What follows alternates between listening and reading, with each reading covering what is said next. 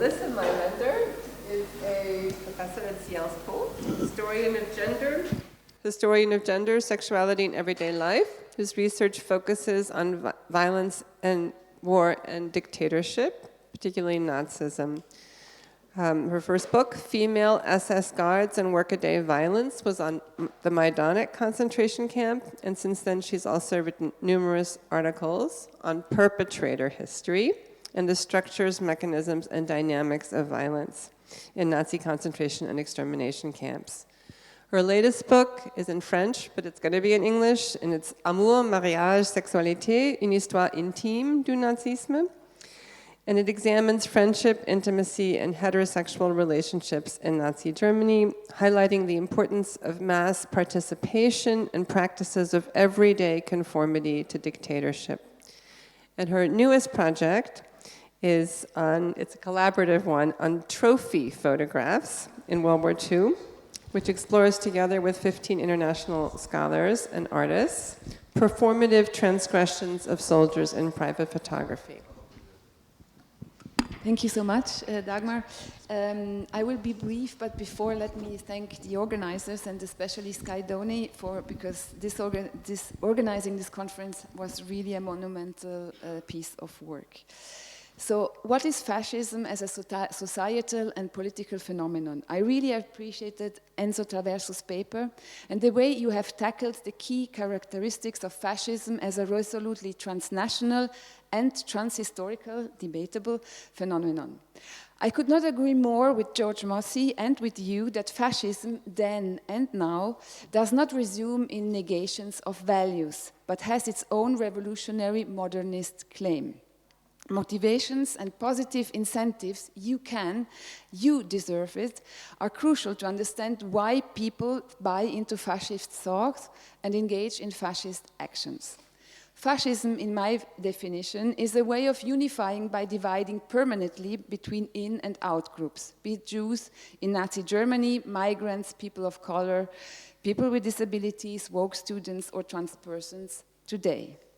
This binary polarization between those excluded from a society understood as an ethno-nationalist community and those included produced and still produces a complex, ambivalent dialectic that cannot be resumed up in a simple repression. The flip side of exclusion and racism, as Dagmar Herzog has pointed out in her pioneering work, Sex After Fascism, are inclusion, privileges, empowerment. Affects and impulse, not reason and coherence, is the motor. People do not expect a coherent program, but rather incentives and disruptions that touch them. As a historian of Nazi Germany, and I understand Nazism as a particular form of fascism, to me it's less about people becoming a Nazi. And I think it is a term and a category that we need to define whenever we use it.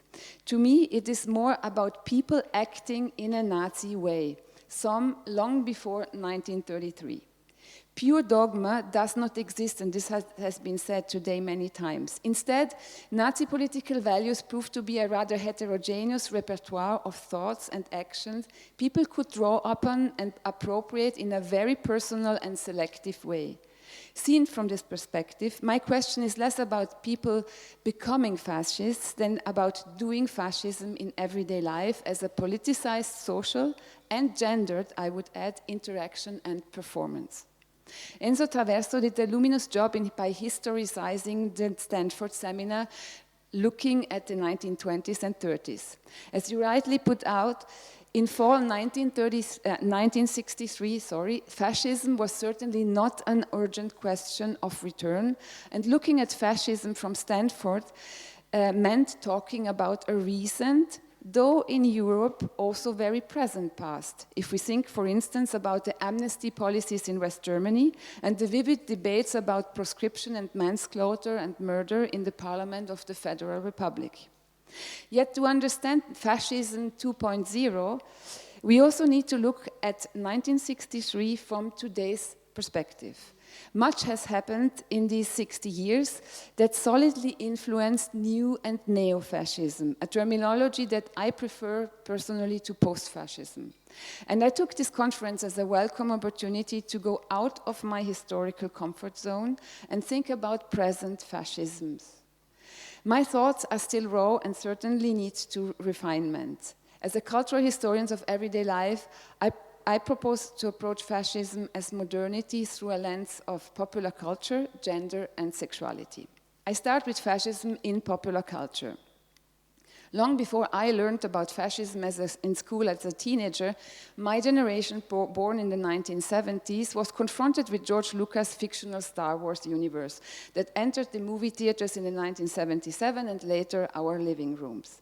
Fascinated and frightened by Darth Vader characters and others, we were playfully acquainted with an autocratic colonial force of the galactic empire that visibly draws upon Italian and German fascism in content and aesthetics. And I was very much appreciated Marianne Matar Bonucci's reference to the fascist galaxy from an epistemological point of view, of course. It is in this same decade, in the 70s, also saw the rise of the Nazi-exploitation B-movies genre in Italy, for instance, and the English-speaking world and Israel. And the artistic comeback of Leni Riefenstahl with her Nuba photographs. Susan Sontag coined the luminous term fascinating fascism on February 6 in 1975 in the New York Review of Books. I quote, "In contrast to the asexual chasteness of official communist art," she stated, "Nazi art is both prurient and idealizing.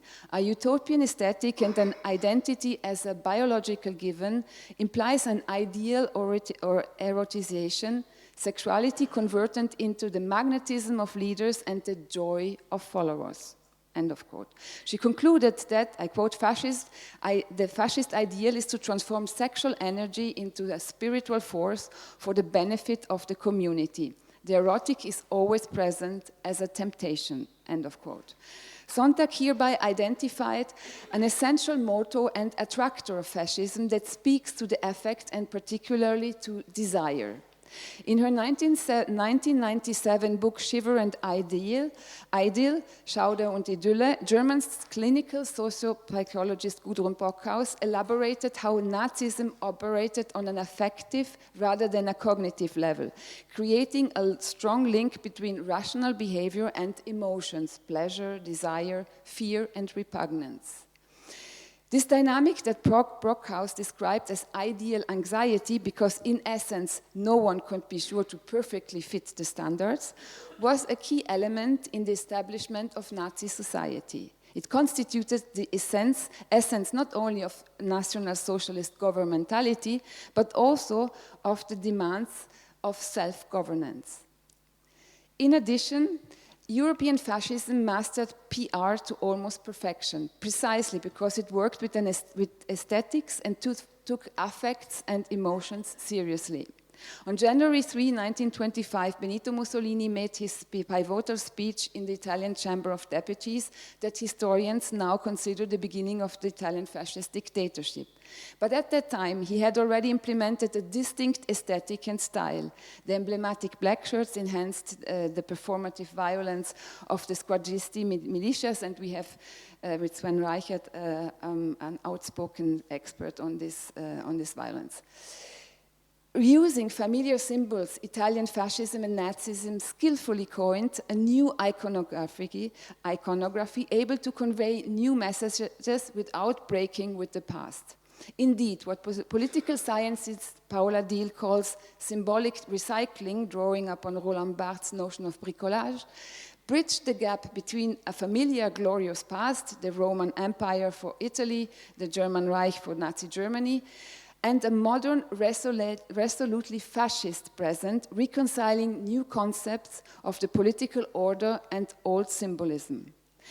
In his book, White, Essays on Race and Culture, film scholar Richard Dyer made a compelling argument about the longevity of fascist aesthetic and continuities of fascism's politics and of whiteness in popular movie culture.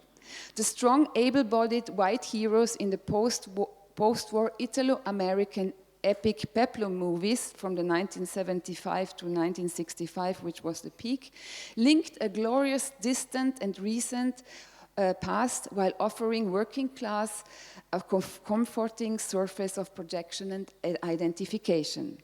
At the time, mass internal migration from the rural south to the industrialized north changed the Italian social and professional landscape, and traditional rural labor was replaced by factory work, while also threatening unskilled workers of being replaced by machines. To quote Dyer, the peplum heroes' triumph over the machine by body alone offered the audience a fantasy of triumph. End of quote. The movie spoke to the white Italian proletarian and rural male spectatorship that had been central to the fascist discourse, but started to struggle now and feel superfluous in the era of massive industrialization and urbanization. To quote Dyer again, as a white man, I, an Italian working class man, may not be Il Duce or an American, but the peplum heroes act on my behalf over and against the third world and the racial inferiors, end of quote. Such juggling, Dyer concludes, was crucial to the maintenance of white masculinity's hegemonic self-understanding. When on October 27, 2024, at the Madison Square Garden, Elon Musk star stated, "I am dark Gothic MAGA," he effectively and visually spoke to a global audience. No need to know that on February 20, 1939, a Nazi rally took place at this precise location. No need either to have read Mein Kampf or identify the all-black outfit and the Fraktur letters on his baseball cap as a reminiscence to the Nazi SS aesthetics. Musk's look and his performance drew upon a vast popular cultural repertoire ranging from heavy metal to Star Wars, offering an eclectic variety of association and identification with one core elementary, universal, readable message: the hegemony of white supremacist men. My second point proposes an intersectional reading of fascist femininities. What the 1963 fascist seminar in Stanford did not pick up, maybe because the participants were all male and white, is the big ongoing societal changes at that time. Today, we need to put, and this had been said, the civil rights movement, feminism, and the women's liberation movement, as well as the gay and lesbian liberation movement, back into the picture. All of those civil grassroots activists of political emancipation have in common that they imagined and fought for a more inclusive society, which entailed not only political rights, but also a new distribution of resources, capital, and power. Simply put, this meant that white, middle, and upper-class men needed to let go or at least share some of dividends of their patriarchal power. Depending, of course, from where we are looking at these changes, we see the glass half full or half empty. Yet it is safe to say that we have witnessed some fundamental societal improvements over the last 60 years. And this is exactly the point of contention new fascism is arguing from. Other colleagues, like Dagmar Herzog and Jennifer Evans, are going to develop this more in depth, but it seems crucial to me to underscore here that we are confronted with a resolutely cisgender, white supremacist, patriarchal and ableist new fascist movement. The new targets and enemies of the identitarian far right are feminism, transgender persons, people with disabilities, migrants, minorities, and a diverse and multi-ethnic society. This gives us reason to call it fascism 2.0. It has already been said that Marine Le Pen, born in 68, Giorgia Meloni, born in 77, Alice Weidel, born in 79, do not fight for all women's rights, but an inclusionary racist stance only for French, Italian, German women who culturally, ethnically, sexually, and eugenically deserve political rights and social assistance. Yet, without the women's liberation movement, there would not be a 3-time female French presidential candidate, and there would not be a first female prime minister in Italy. It is interesting to observe how feminism becomes a challenge for new fascism. While Meloni seldomly misses an opportunity to highlight her role as a single mother, Vidal keeps her diverse and queer family rather out of politics. And Le Pen, twice divorced and mother of 3, never refers to her children. All 3 have in common that they avoid bringing husbands and fathers into the picture, claiming political power all for themselves as courageous, self-determined, respectable right-wing women and politicians. In contrast to post-war anti-feminist conservative women in politics, I think, for instance, about lobbyist Phyllis Schlafly, Le Pen, Meloni and Vidal do not advocate against equal rights between men and women, but whenever they refer to multi-ethnic and multi-confessional societies, all 3 highlight distinct European and Christian values of femininity, women's role as mothers and caretakers, passing on values that we as Europeans need to protect. An intersectional analysis and a particular attention to the analytical category of race helps us to understand that while this ethno-racist discourse of discrimination is discriminating for women of color, migrants, trans women, it is rather empowering for ethnic European women who can feel socially, culturally, and ethnically entitled to rights and privileges. After all, fascism is not about a coherent social program, but talks to people's affects. Inclusionary racism and white supremacist discourses of privileges and hierarchies have the advantage to distract from women's socioeconomic and gender-specific conditions that still remain incomplete and difficult. What does this make of Le Pen or Vidal or Meloni, the most prominent and successful incarnation of a fascist strong woman? Anti-feminists, fascio-feminists, or honorary men? By opposing cultural, ethnic, and religious diversity, as well as transgender identities, all 3 share certain guiding principles with their male political colleagues. Another point of convergence between the 3 female neo-fascist politicians is their essentializing understanding of femininity and masculinity based on biology and cisgender identity. The Alternative für Deutschland and other far-right movements might have opened up to gays and lesbians, but only if they share cisgender traditional values and forcefully oppose gender queerness.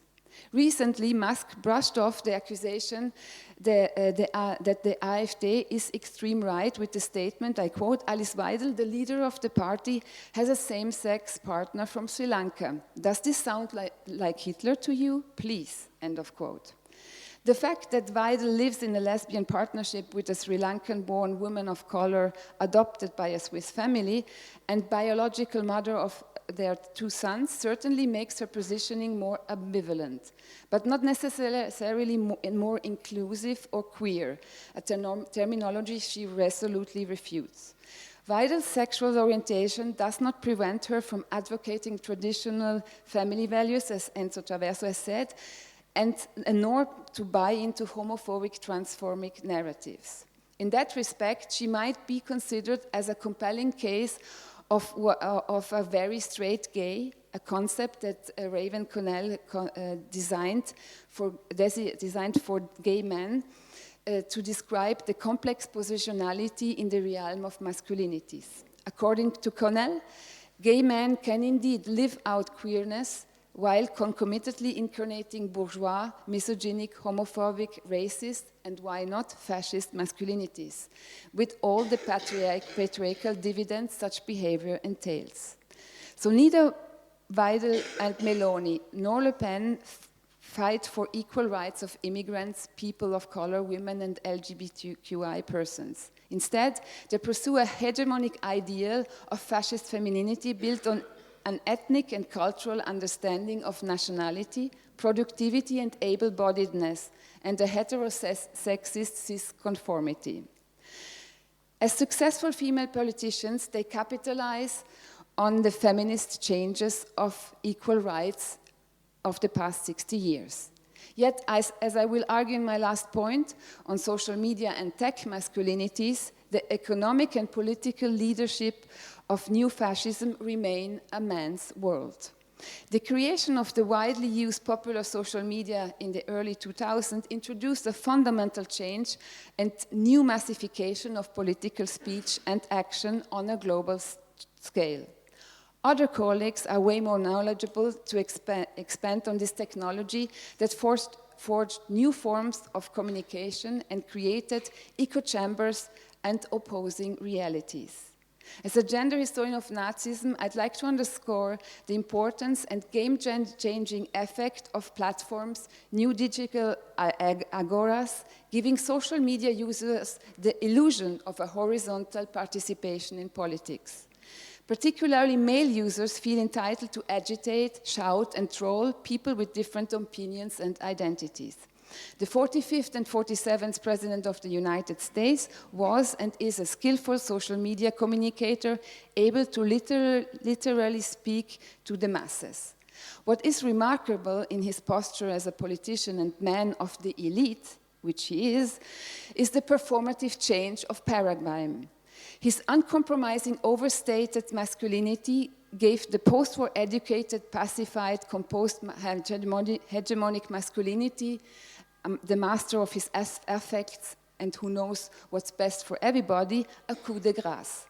For his female and male followers, his emotional outbursts of anger and rage, his inhibited display of power and wealth and sexual appetite are no longer perceived as a weakness, but as a social and symbolic capital that underscore his alleged authentic masculinity and leadership. He can afford not to behave. This, I would say, fascist passion for disruption is a resolutely gendered masculine posture. You can go out on the streets to patrol and aggress like the Squadisti or the SA in the 1920s, or storm the Capitol. But you can also stay at home in your sweatpants while harassing and agitating with words and images. These excitable, injurious speeches, a terminology coined by philosopher Judith Butler, are forms of grassroots fascist participation, of doing fascism, where fantasies of violence can be lived out in speech and action. Today, digital platforms are the new tool of media power. Elon Musk, born in 1971, is not only the wealthiest man on earth, he's also a world leader of communication with 2/3 of all operating satellites and a still 600 million strong social media platform X. Enzo Traverso rightly underscored the importance of fascist ideas of virility and respectability. Male bonding and homosociability have always been core elements of the world of politics and economics. And today, tech bros form a specific form between economic and political power. Radical libertarian Elon Musk and national conservative Vice President J.D. Vance were both mentored by investor, tech mogul, and political activist Peter Thiel, who is openly gay, and who believes that the rich should build their own state beyond democracy. Musk's long-term vision is, as we know, to colonize and exploit planet Mars. But here and now, he actively engages with the help of new medical technologies and procedures to populate planet Earth with more white Caucasians, a specimen he fears to be extinct in the near future. A father of 12 or 13, I think we can stop counting, he's only the iceberg of a widely shared fascist, I would say, understanding of identity defined in bloodlines, IQs, and genes, to quote historian Queen Slobodian. I come to my conclusion. New fascisms dreaming of a homogeneous society based on exclusionary and inclusionary racism has an utopian or at least a dystopian stance, because at the core of fascism lies the question, what society or civilization do we want to be and become? Undeniably, with the help of new technologies and media, the possibilities to redefine mankind draw upon futurism. One could argue that the libertarians of Silicon Valley are the tech Artemans of the 21st century. Enzo Traverso is right. The key ingredients of fascist thought and action did not fundamentally change in their essence since the 1920s. Yet, as I tried to argue in my comment, fascism was updated onto an attractive 2.0 version that bears modernity and futurity with old recipes. Like patriarchy, to quote political scientist Cynthia Enlow, fascism is stubbornly perpetuated because it is not simply oppressive, it is rewarding and alluring. The question hence is, are we going back to the future or right into apocalypse now? Thank you for your attention.